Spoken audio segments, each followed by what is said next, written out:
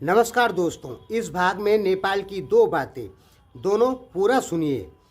पहली बात यह है कि एक अनूप थापा करके एक लड़के हैं नेपाल के, इन्होंने अमेरिका की एक अस्पताल आप समझ लीजिए, वहाँ से 13 अरब 76 करोड़ रुपए का क्लेम मांगा है और अदालत ने आदेश दे दिए हैं कि अनूप थापा को 13 अरब 76 करोड़ रुपए क्षतिपूर्ति दी जाए।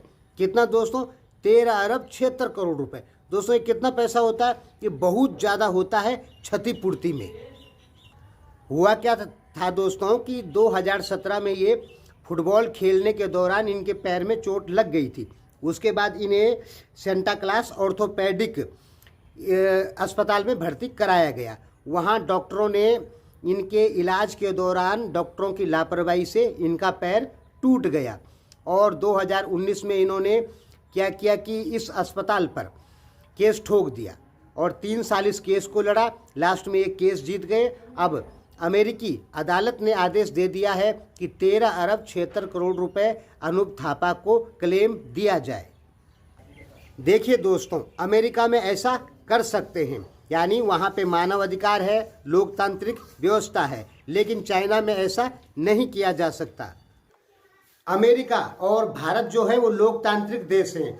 यहाँ पर किसी भी देश का नागरिक इन देशों में किसी भी संस्था के खिलाफ कानूनी कार्रवाई कर सकता है, उसके खिलाफ बोल सकता है।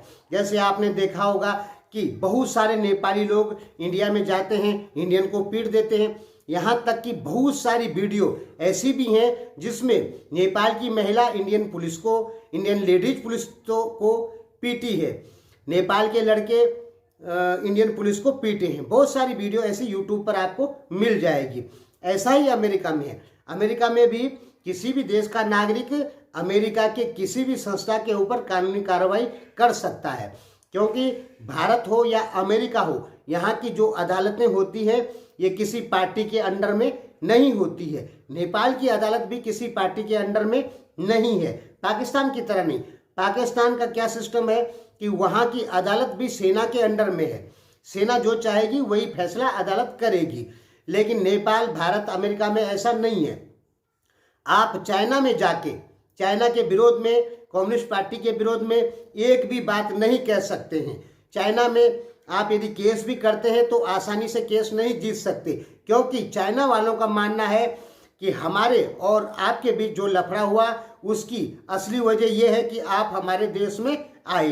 यदि आप हमारे देश में नहीं आते तो हमारे और आपके बीच लफड़ा नहीं होता, इसलिए दोषी आप हैं। ऐसा चाइना का कानून है।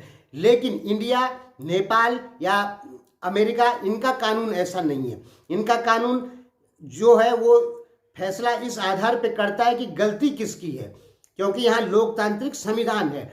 और कम्युनिस्टों में ऐसा नहीं है। कम्युनिस्टों में बोलते हैं कि आप हमारे देश आए क्यों थे? आप आए इसलिए तो झगड़ा हुआ, इसलिए वहाँ पे केस, विदेशी लोग केस ज़्यादा हार जाते हैं। आपने देखा होगा 95% विदेशी लोग चाइना में केस हार जाते हैं।